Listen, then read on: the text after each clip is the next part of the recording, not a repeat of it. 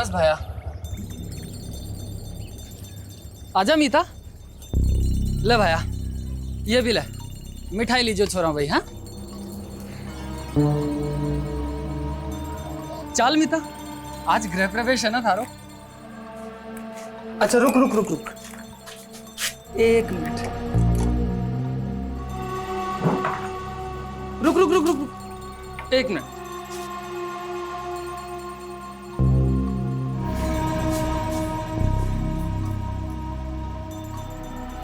चल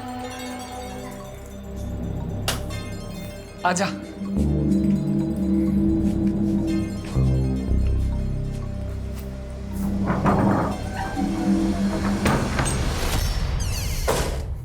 थारी आँखों का सुरमा प्यारा लागे,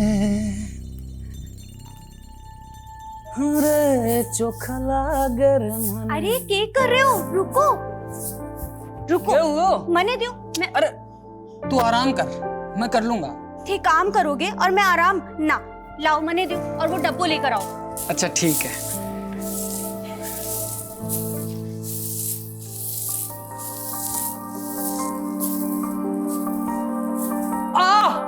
कहीं हुई हो? लग गई। क्या कर रहे हो?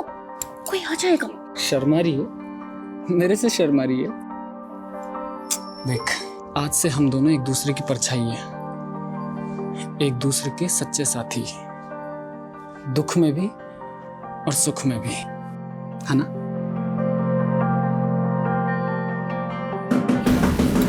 कोई आ गया। कौन है?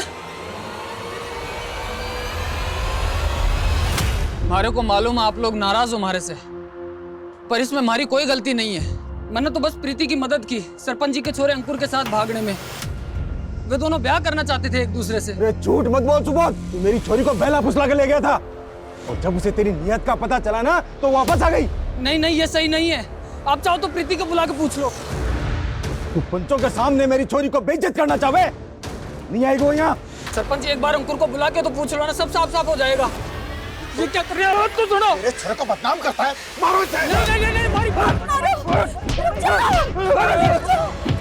रुक जाओ, मत मारो, मैं जाके हाथ जोड़ू छू, मत मारो।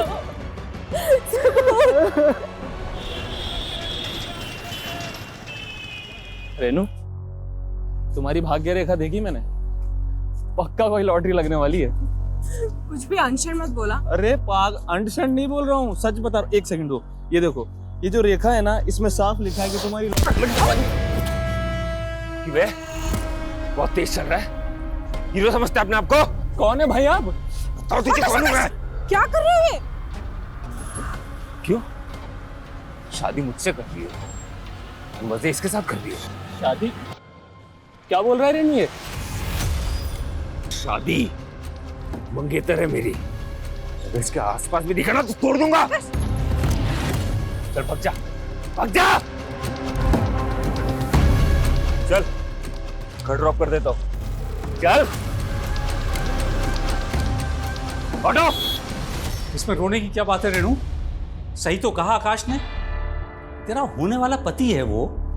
अगर तुझे इस तरह से सड़क पर किसी के साथ हंसते बोलते देखेगा तो गुस्सा तो आएगा उसे। पापा आप उसकी साइड ले रहे हैं? मैं किसी की साइड नहीं ले रहा हूं, मैं हकीकत की बात कर रहा हूं। और अब तू ये ऐसे छोटी छोटी बातों पे आंसू बहाना बंद कर। तू तो शादी करके चली जाएगी, तेरे बाद मुझे रागनी के लिए भी तो लड़का देखना है। पापा लेकिन उसने तेरा दुखड़े सुनने का वक्त नहीं है मेरे पास। अब जैसा आकाश कहे वैसा ही कर तू, मेरे पर शिकायत नहीं आनी चाहिए। हाँ, और सुन, अभी फोन कर आकाश को और माफी मांग अभी।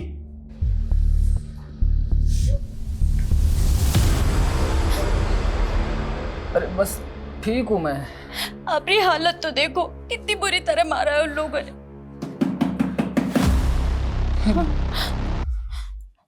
मैं नहीं नहीं नहीं, मैं जाऊं।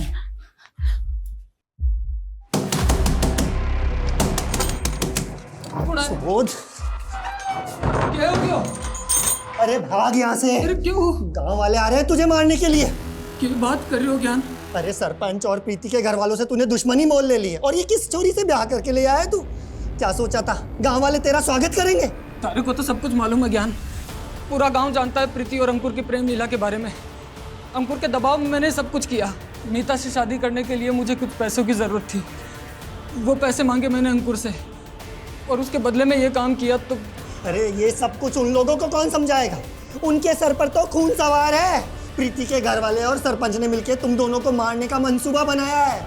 लेके भाग जा इस चोरी को। भाई जिंदा ना बच पाओगे तुम लोग, जिंदा ना बच पाओगे भाई। नहीं मीता, तू फिक्र मत कर, कुछ नहीं होने दूंगा तारे को। पापा बात तो सुनिए मेरी, कुछ तो खा लीजिए आप। नहीं, मैं नहीं खाऊंगा। पहले तो आकाश को फोन करके माफी मांग। ठीक है पापा, मैं आकाश से माफी मांगने को तैयार हूँ। क्यों दीदी, आप क्यों आकाश से माफी मांगोगी? माफी तो उसे आपसे मांगनी चाहिए।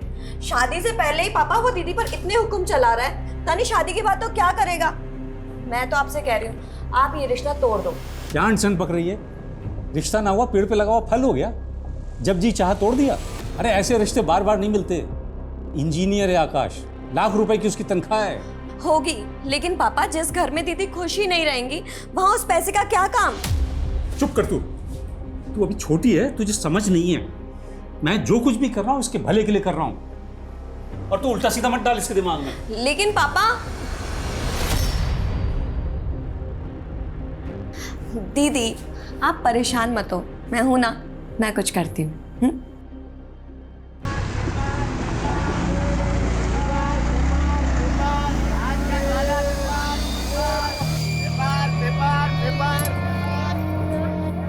लो भैया, क्या देख रही है?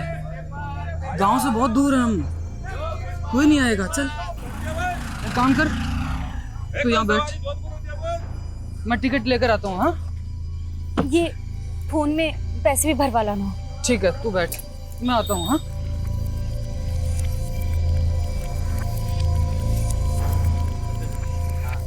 छोड़ूंगा नहीं। क्या नहीं छोड़ेगा है? हलवा समझा है क्या? आपकी वाला तो हाथ लगा के दिखा तो मेरे को सारा मेरे को धक्का दे रहा। मेरा मोबाइल चुराता है, मेरा मोबाइल चुराता है, मेरा मोबाइल चुराता है।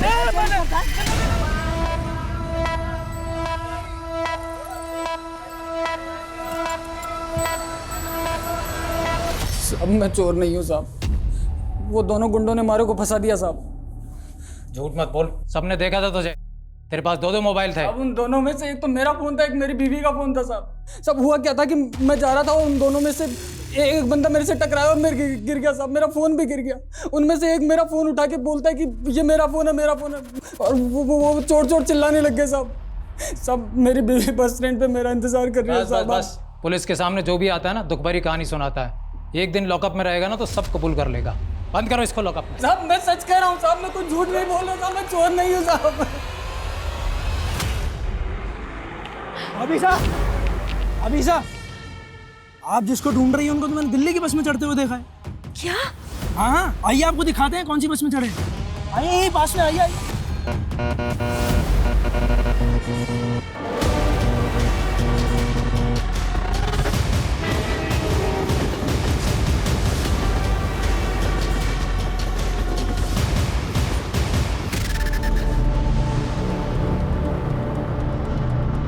सर ये खून से सना हुआ चाकू मिला है, शायद यही मर्डर वेपन है। विक्टिम का चेहरा बुरी तरह से बिगाड़ा गया है, शायद इसलिए ताकि शिनाख्त ना हो सके। पूजा बड़े को कवर करो। ये जंगल रेलवे स्टेशन के नज़दीक है, मुमकिन है कि विक्टिम यहाँ की रहने वाली ना हो और कातिल इसको यहाँ पर कत्ल करने के इरादे से ही लेकर आया हो। सर ये भी तो हो सकता है कि विक्टिम और कातिल एक दूसरे को जानते हो। सर ये देखिए सर, झाड़ियों में एटीएम कार्ड मिला है। देखो जरा किसका।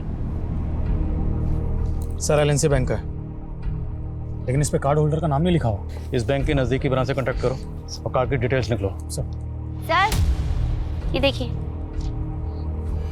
माँ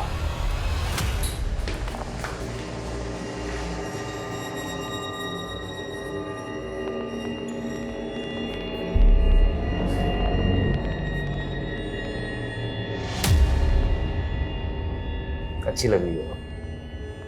सॉरी हाँ, कुछ ज़्यादा ही हो गया, मुझे पता है। लेकिन तुम भी मुझसे बहुत बहस करती हो। काम करो, तुम मुझे सॉरी बोल दो, ठीक है? सब कुछ यहीं पे खत्म करते हैं। आकाश I'm sorry। It's okay, आगे से ना। लेकिन मैं तुमसे शादी नहीं कर सकती। मैं किसी और से प्यार करती हूँ। आकाश, यहाँ पे तमाशा मत करो। तमाशा तुमने देखा ही है।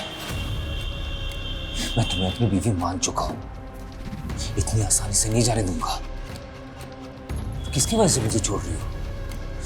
की वजह से काट के लाके रख दूंगा मैं। आकाश, जबरदस्ती तुम मुझे हासिल नहीं कर सकते। अच्छा यही होगा कि मुझे भूल जाओ। प्लीज मुझे मेरी जिंदगी अच्छे से जीने दो।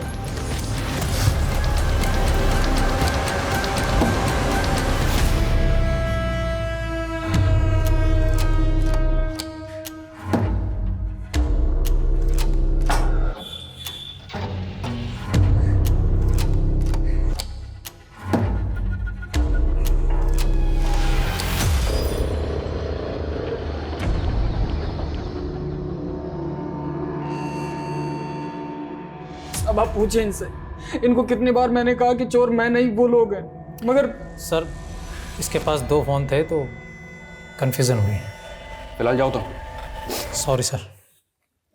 सब हमारी बीवी साहब। तुम शांत हो जाओ, बैठो,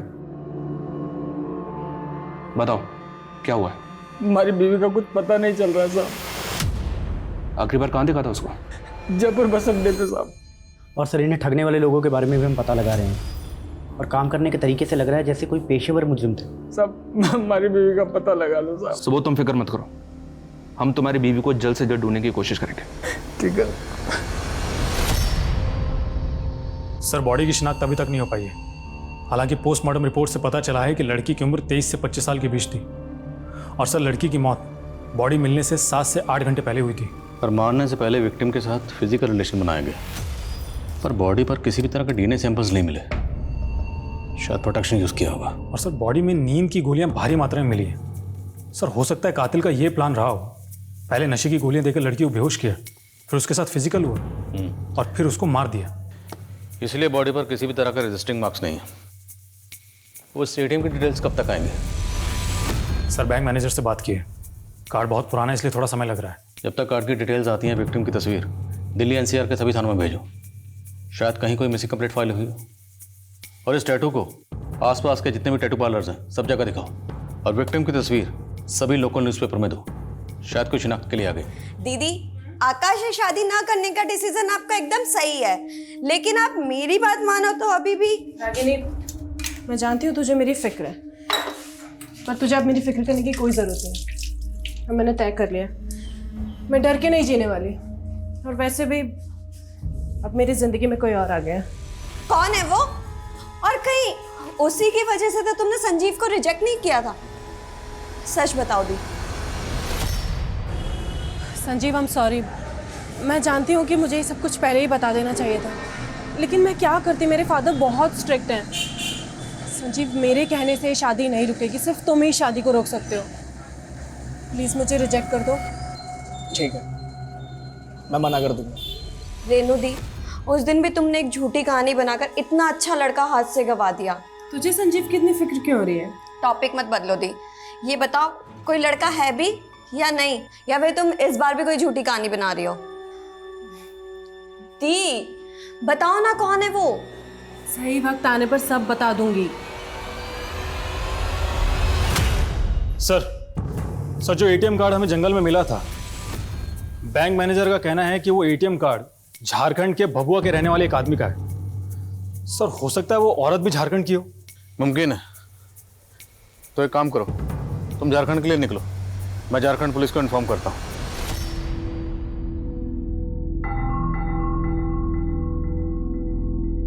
रेणु, कहाँ है तू? इधर आ, बाहर आ। जी पापा, क्या हुआ? क्या ये है? राजेश कौन है ये? पापा, राजेश मेरे पति का नाम है। क्या? तूने सच में शादी कर ली? कोई शादी वादी नहीं हुआ है अंकल, कह तो रहा हूं आपसे। सर्टिफिकेट नकली है ना? नहीं नहीं पापा, ये सर्टिफिकेट एकदम सच है, मेरी वाकई में शादी हो गई है। क्या क्या है ये? अंकल आप दुखी मत हो, देखो आप शादी की तैयारी करो, मैं हूं ना, इसे तो मैं संभाल लूंगा। तो जैसे गुंडे से कभी शादी नहीं करूंगी। निकल जा मेरे घर से बाहर, निकल जा बाहर जा। अंकल तेरी शादी आकाश से ही होगी। सॉरी आकाश। अरे अंकल आप माफी क्यों मांग रहे हैं? प्लीज बुरा मत मान। नहीं नहीं नहीं अंकल आप टेंशन क्यों ले रहे हैं, मैं कह तो रहा हूँ आपसे, मैं संभाल लूंगा सब कुछ। अब शादी की तैयारी की क्या कर रही है रेणु? मुझे मारेगी, मार।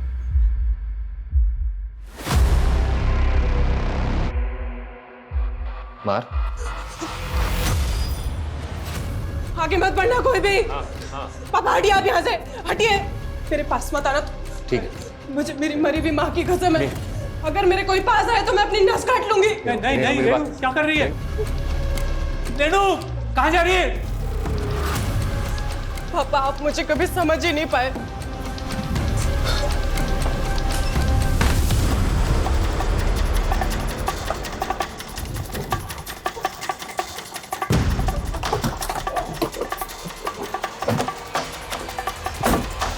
मुजाहिद आपका ही नाम है? जी साहब, हमारा एटीएम कार्ड चोरी हो गया था साहब।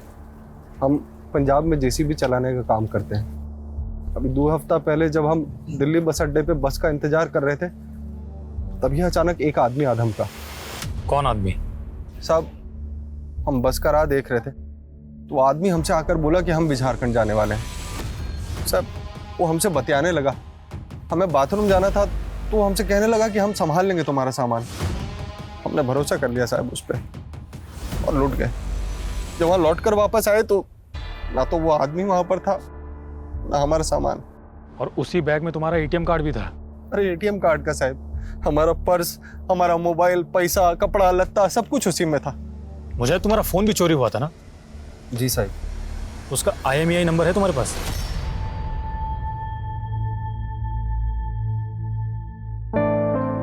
रागिनी, रागिनी रुक, ना रही हूँ। रागिनी, रागिनी, अच्छा हुआ तुम मिल गई।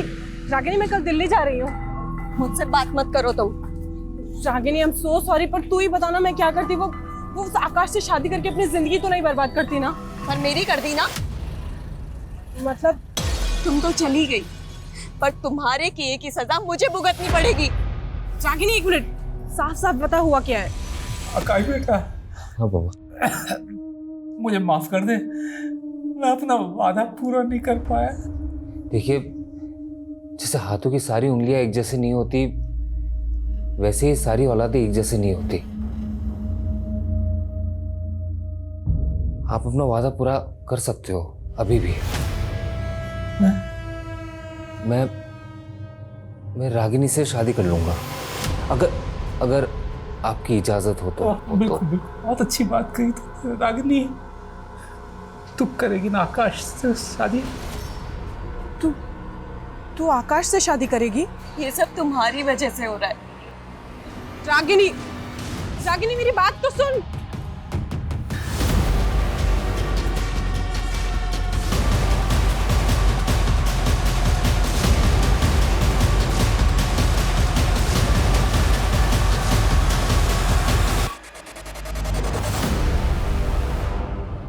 सर मुजाहिद का जो फोन चोरी हुआ था उसको सर्विलेंस पे डाल दिया है। अगर कोई दूसरा सिम एक्टिव हुआ तो पता चल जाएगा। सर विक्टिम की बॉडी का क्या करना है? डॉक्टर का कहना है कि बॉडी तेजी से गल रही है। डॉक्टर से बॉडी का DNA प्रिजर्व करने के लिए कहा और उसके बाद अंतिम संस्कार करवा दो। और विक्टिम की जो तस्वीरें दी थी अखबार में, उससे भी कुछ पता नहीं चला? सर फिलहाल तो नहीं।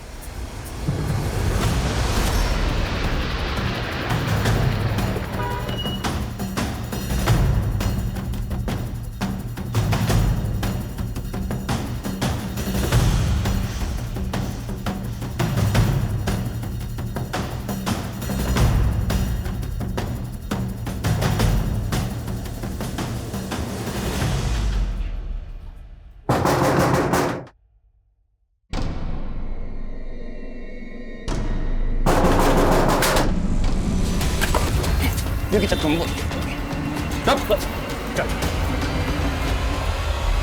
साहब मारो बच्चा, आप सच कह रहे हैं। हमने उसकी बीवी के साथ कुछ नहीं किया, उसको तो 2 लोग उठाकर ले गए थे साहब। कौन था वो आदमी? साहब हमें नहीं मालूम वो आदमी कौन था। हम मानते हैं कि हमने उस दिन सुबोध को ठगा था। लेकिन साहब जब हमने सुबोध की बीवी को देखा तो हमारे मन में लालच आ गया और हमने एक और प्लान बनाया। अभी साहब आप जिसको ढूंढ रही हैं उनको तो मैंने दिल्ली की बस में चढ़ते हुए देखा है।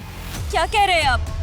अरे हाँ, वही ना हल्की पीली शर्ट वाला आदमी ना, वो तो भाभी साहब 12:20 की बस से दिल्ली चला गया। अरे मैंने ही तो टिकट काटा था उसका। ये हाँ, सुबोध नाम था ना उनका। हाँ, पर ये मारे को अकेला छोड़कर कैसे जा सकते हैं? भाई साहब, मारे को अभी दिल्ली जाना है। भाभी साहब आज तो कोई बस है नहीं, कल जरूर मिल जाएगी दिल्ली की बस आपको, कल चले जाना। पर मैंने तो अभी जाना है। आप फिक्र मत करो, आपको दिल्ली जाना है। शाम को यहाँ से टैक्सी जाएगी, वो मेरा दोस्त ही है, छुड़वा देते हैं आपको। वो बोली थी, आसानी से मेरी बातों में भी आ गई। नहीं है, अच्छा दोस्त है मेरा। छोड़ो, छोड़ो, मैंने कुछ नहीं किया। अरे छोड़ो। आवाज में कौन था हमें नहीं मालूम। मैंने उसकी गाड़ी का नंबर का फोटो लेने की भी कोशिश करी, लेकिन नंबर साफ नहीं था साहब। साहब मानते हैं कि हमने उस लड़की को बेचने का प्लान बनाया था, लेकिन वो आदमी उसको किडनैप करके ले गए। और कहाँ लेके गए साहब हमें नहीं पता साहब। नहीं मालूम साहब, हम सच बोल रहे हैं साहब। लेकिन हमें पता है कि तुम दोनों के मुंह से सच कैसे उगलवाना है। साहब हम या चांदनी, थैंक यू सो मच। तुम नहीं होती ना अगर, तो ये जॉब मुझे कभी नहीं मिल पाती। कितनी बार थैंक्स बोलेगी? दोस्त भी बोलती है और थैंक्स भी बोलती है। चल मेरा घर आ गया, कल मिलते हैं। Okay, bye bye bye.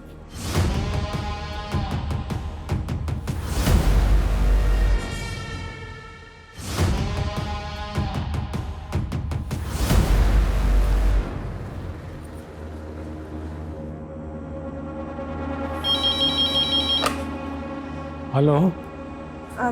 Hello पापा, मैं रेनू।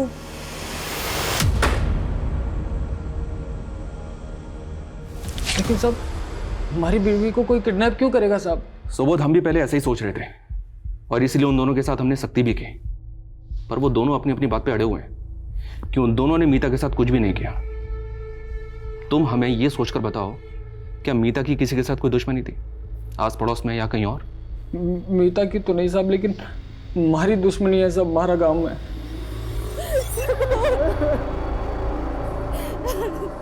वो लोग मार देते साहब हमारे को जान से। तो तुम्हें लगता है कि प्रीति के फादर विजय और गांव का सरपंच मीता को अगवा कर सकते हैं? धोखा और दुश्मनी इंसान आसानी से नहीं भूलता साहब। कहीं उन लोगों ने हमारी मीता को। तुम चिंता मत करो, फिलहाल तुम घर जाओ, जैसे ही कुछ पता चलेगा हम तुम्हें बता देंगे। ठीक है साहब। शर्मा, इस सुबोध के गांव जाकर हमें इंक्वायरी करनी होगी। हो सकता है कि वहां से मीता के बारे में हमें कोई पुख्ता लीड मिले। साहब इंसान को पहचानने में मात खा गया मैं। वो आकाश जिसे मैंने अपने बच्चों से ज्यादा माना, कातिल निकला। पापा, पुलिस ढूंढ रही है उसे, और अच्छा ही हुआ कि रेनू दीदी हम सबको छोड़कर चली गई, वरना उनकी जिंदगी तो बर्बाद हो जाती।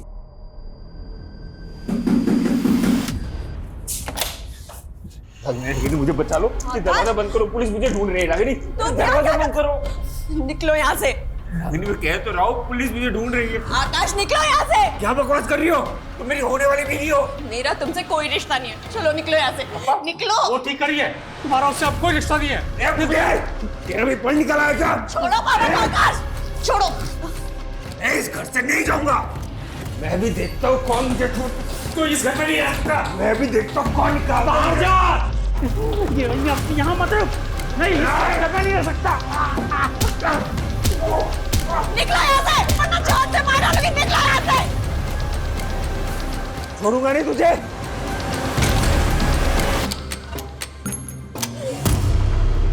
अरे नहीं साहब, हमारी दुश्मनी तो सुबोध से थी। मीता को अगवा करके मेरे को क्या मिलेगा? साहब जरूर किसी ने आपके कान भरे हैं। देखिए, इस उम्र में हड्डियां कमजोर हो जाती हैं, जोड़ने में टाइम लगता है। क्यों बेकार में तोड़वाना चाहते हैं? धमकियां किसी और को देना साहब, सरपंच हूं गांव का, नियम कायदे मैं भी जानता हूँ। जब कह रहा हूँ मीता को अगवा नहीं किया तो नहीं किया। कोई सबूत है आपके पास? सबूत हो ना तब आना। जयराम जी की। सर मुजाहिद का जो फोन चोरी हुआ था वो जयपुर में एक्टिव हुआ एक नए नंबर के साथ। किसका नंबर है?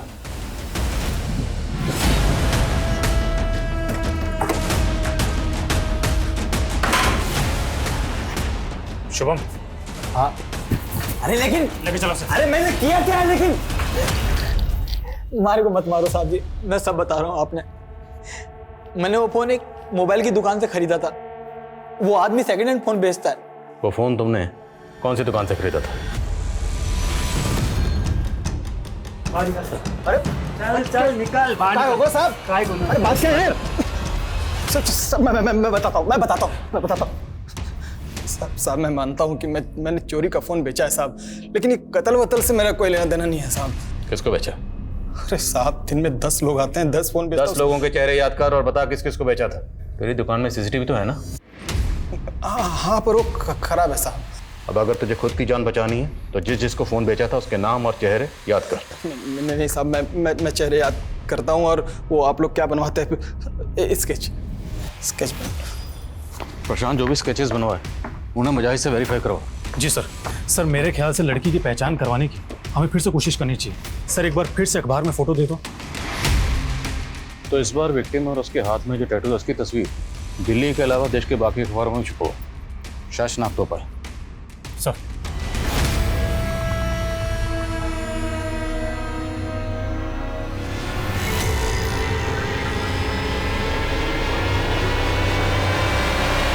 सर प्रशांत के बनाए स्केचेस में से एक स्केच को मुजाहिद ने आइडेंटिफाई कर लिया है। ये रहा वो स्केच और इसे उठा लिया है। मैं मानता हूं कि मैंने मुजाहिद का सामान और उसका फ़ोन चुराया था साहब, पर वो सारा सामान मैंने प्रशांत को बेच दिया था साहब। तुमने जो मुजाहिद का सामान चुराया था उसमें मुजाहिद का एटीएम कार्ड भी था, और वो एटीएम कार्ड हमें एक लड़की की डेड बॉडी के पास मिला। वहाँ कैसे पहुँचा? मतलब तुमने पहले उस लड़की का मर्डर किया, सामान प्रशांत को बेचा, और वो एटीएम कार्ड तू गलती से वहीं भूल गया, है ना? साहब ये सच नहीं है साहब, मैं कोई खूनी नहीं हूँ साहब। मारे को तो ये चोरी भी मजबूरी में करनी पड़ी थी साहब। एक हफ्ते पहले मारे को भी वहीं पर लूटा था किसी ने, उसी जगह पर। हमारे पास तो जयपुर आने का भी पैसा नहीं था साहब, और मजबूरी में मारे को भी वही जुल्म करना पड़ा जो हमारे साथ हुआ था। इस टैटू को देख और बता, तूने ये टैटू किसी लड़की के हाथ में देखा था? नहीं साहब। अगर ये सबूत सच बोल रहा तो हमें इस केस को रीलुक करना पड़ेगा। हमसे कहीं ना कहीं कोई ना कोई चूक तो हुई है। सर सुबोध का स्टेटमेंट वेरीफाई करने के लिए मैंने प्रशांत को पुलिस स्टेशन बुलाया था, लेकिन उसका फ़ोन बंद आ रहा है। सर प्रशांत का घर और दुकान दोनों जगह चेक किया, दोनों जगह ताले लगे हुए हैं। खबरियों को काम पे लगाओ, लेकिन ढूंढो इस प्रशांत को। जी सर। इस प्रशांत ने भागकर कम से कम इतना तो साबित कर दिया कि इसका इस केस से कोई ना कोई ताल्लुक तो है। सर खबरियों ने पता लगाया है कि मीता को जीबी रोड के एक ब्रोथल में बेचा गया। वो ब्रोथल मुन्नी नाम की एक औरत चलाती है। उसने बताया कि 5 महीने पहले मीता एक अपने कस्टमर के साथ भाग गई थी। एक काम करो, लोकल पुलिस की मदद से मीता की सर्चिंग शुरू करो। मैं तब तक उसके पति सुबोध को इन्फॉर्म करता हूँ। Okay sir.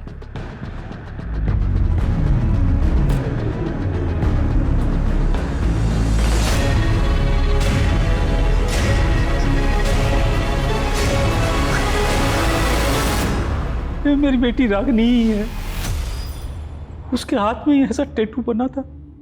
वो अपनी बहन रेणु को ढूंढने यहाँ दिल्ली आई थी। मुझे क्या पता था एक बेटी की तलाश में दूसरी बेटी भी खो दूंगा। रागनी का फोन स्विच ऑफ है। क्या आपके पास आपकी बड़ी बेटी रेणु का फोन नंबर है?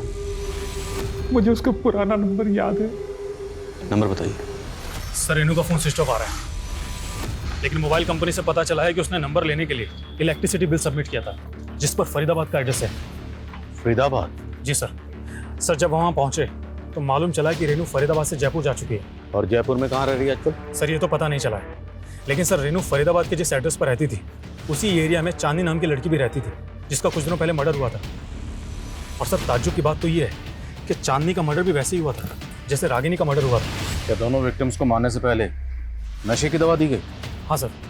और सर इतना ही नहीं, दोनों लड़कियों का रेप भी हुआ था और चांदनी की लाश भी रेलवे ट्रैक के पास के जंगलों में मिली थी। अच्छा, ये रागिनी और चांदनी क्या ये दोनों एक दूसरे को जानते थे? नहीं सर, लेकिन चांदनी रागिनी की बहन रेनू की बहुत अच्छी दोस्त थी।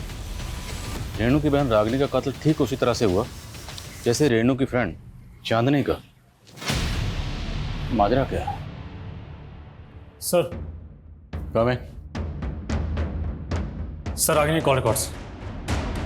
सर, कॉल रिकॉर्ड्स में एक नंबर ऐसा मिला है जिससे रागिनी रेगुलरली टच में थी। किसका नंबर है? सर, नंबर तो फेक डॉक्यूमेंट से कर लिया गया है, लेकिन जिस फ़ोन में ये नंबर यूज़ हो रहा था वो डबल सिम स्लॉट वाला फ़ोन है। तो जाहिर सी बात है इस दूसरे सिम के डॉक्यूमेंट्स भी फेक ही होंगे। जी हाँ सर, लेकिन सर इंटरेस्टिंग बात तो ये है कि ये जो दूसरा सिम कार्ड है ये किसी और फ़ोन में एक्टिव था। ये हमारा पहला फ़ोन है जो कि डबल सिम स्लॉट वाला है। ये पहला सिम बंद है और ये जो दूसरा सिम है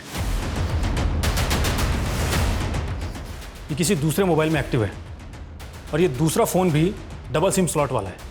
जब हमने इसके IMI नंबर को ट्रेस किया तो पता चला कि इसमें एक तीसरा सिम यूज़ हो रहा था और ये तीसरा सिम अब किसी और फ़ोन में एक्टिव है। और सर, ये सिम जिसके नाम पर रजिस्टर्ड है उसके बारे में पता चल गया है। कौन है वो? हमारी बात को भरोसा करो साहब, वो चोरी का फ़ोन था जो मैंने प्रशांत से खरीदा था। अब उसके पहले किसने इस्तेमाल किया, कब किया, मैंने क्या मालूम साहब। एक बार तुम पर भरोसा करके गलती कर चुके हैं, लेकिन वो गलती दोबारा नहीं दोहराएंगे। मर्डर केस है। जिस लड़की का कत्ल हुआ ना, उसकी एक नंबर पर लगातार बात होती थी और जिस नंबर पर बात होती थी और जिस मोबाइल इंस्ट्रूमेंट में वो सिम इस्तेमाल होता था उस मोबाइल इंस्ट्रूमेंट के तार तेरे मोबाइल से जुड़ रहे हैं। इस बार सीधे सीधे पूछो, सीधे सीधे बता दे। अगर नहीं बताएगा ना तो उल्टा लटकाएंगे और इस बार इतना मारेंगे। हाँ तो मारो ना साहब, मारो, लेकिन सच यही है साहब कि किसी खून से मेरा कोई लेना देना नहीं साहब। हमारी तो किस्मत ही खराब है जो ये सारे दुख और ये मुसीबत एक साथ हमारी किस्मत में आ लिखे। और साहब, अगर आप बोल रहे हो कि मैं खूनी हूं तो हमारी बीवी मीता को खूनी कौन है साहब? मतलब आप साहब बोल क्या कहना चाहता? साहब, मेरी बीवी मीता का खून हो गया था साहब, और मैंने जयपुर थाने में रिपोर्ट भी लिखवाई है। आप चाहो तो पता कर लो। सो बहुत बुरी खबर है तुम्हारे लिए। तुम्हारी बीवी मीता को दिल्ली में एक कोठे पर बेचा गया था। हम उसे ढूंढ ही रहे थे कि हमें उसकी ये फोटो मिली। पानीपत में उसकी लाश मिली हमें। किसी ने उसका गला दबा के मार दिया था उसे। सर, मुझे नहीं लगता सुबोध खूनी हो सकता है। मैंने पता किया है, इसकी वाइफ का मर्डर हुआ था और ये बात सच है। हालांकि चांसेस कम है, पर फिर भी क्वेश्चनिंग करते रहो। प्रशांत के बारे में कुछ पता चला? सर, तलाश जारी है। ढूंढो उसे। सर। साला भी इसको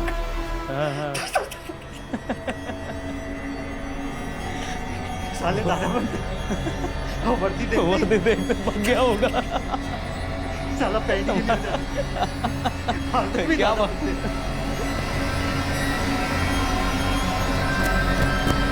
भाई 2 मिनट जोर से लगी।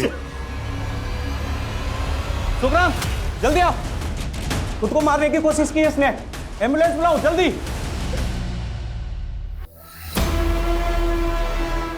हेलो। हाँ, मैं हॉस्पिटल में हूँ।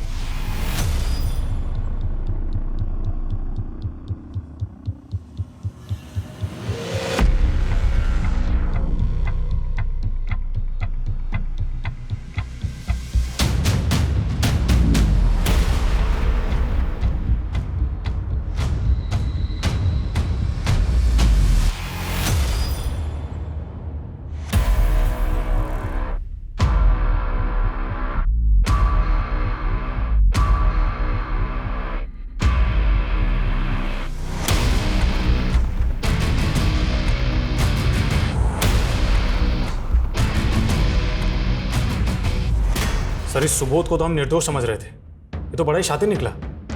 अखबार में हमारे द्वारा सर्कुलेट की गई फोटो को देखकर कई पुलिस स्टेशन से फोन आए। सर, बंगाल पुलिस ने तो इसे वांटेड घोषित किया है। दुर्गापुर में एक मर्डर किया था इसने। पर समझ में नहीं आई, सुबोध का नाम डेटाबेस में कैसे नहीं मिला? क्योंकि सर, ये हर जगह फेक नेम से क्राइम करता है। बंगाल पुलिस में बादल नाम से केस रजिस्टर्ड है, बिहार में विनोद और MP में रघुराम। सर, बंगाल केस में सुबोध ने एक फेक आइडेंटिटी क्रिएट की थी।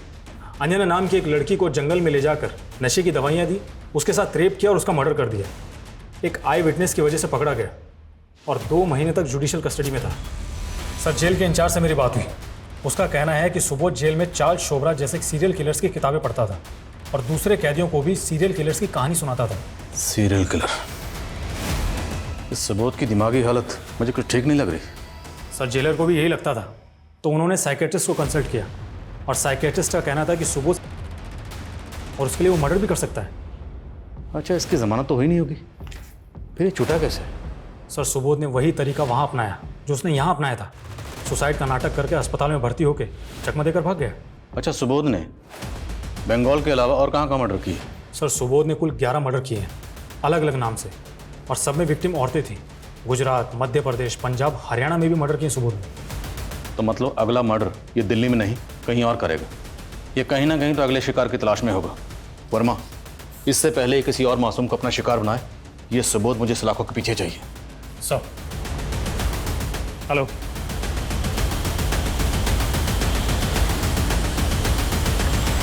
सर वो रूम नंबर 11 में पक्का वही है सर? पक्का? Yes sir. चलो।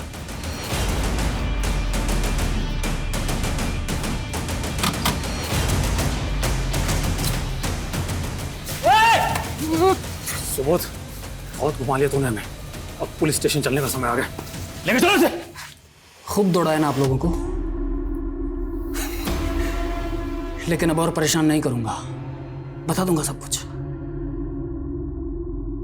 हमारी मीता, जिसको उन कमीनों ने धंधे पर बैठा दिया था, आपको तो पता ही चला होगा ना? पता है हमें। हमारी बीवी मीता अपने किसी कस्टमर के साथ भाग गई थी। अरे वो कस्टमर नहीं तो था, पहले भगा के ले गया उसे और मार दिया। फिर क्यों मारा मीता को? मैली हो गई थी ना साहब। मीता की मौत के बाद मानो मन नया जन्म मिल गया हो। सालों तक लोगों ने सताया हमारे को, पर अब हमारी बारी थी। रेणु का यही दिल्ली के त्रिनगर में शादी की थी उससे मैंने।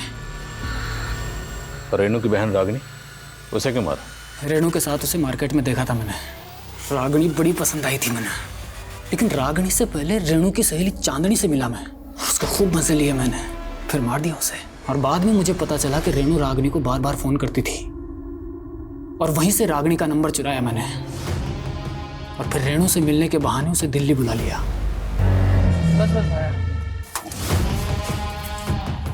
यहाँ पर किस लिए? यहीं से जाना पड़ेगा, वो पूरा घूम के जाएंगे तो टाइम लग जाएगा ना।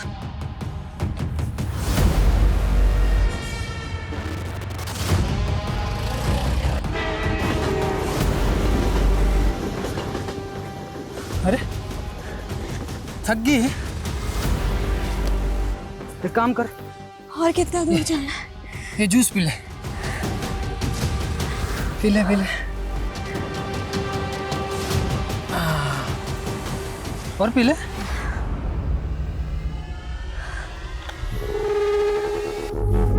चलो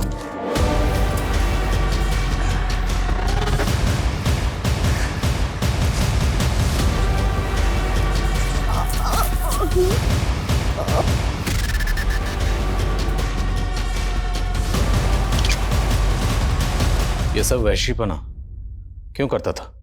हमारे को भी शोभराज भैया की तरह अलग अलग लड़कियों को चखने का चस्का लगा था।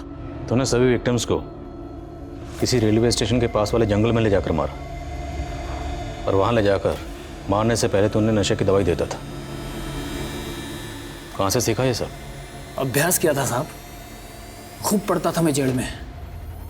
और इतना ही नहीं, प्रोटेक्शन यूज करता था हर बार, ताकि आप लोगों को कोई सबूत ना मिले। सोचा था कि शोभराज भाई का रिकॉर्ड तोड़ दूंगा। मस्त।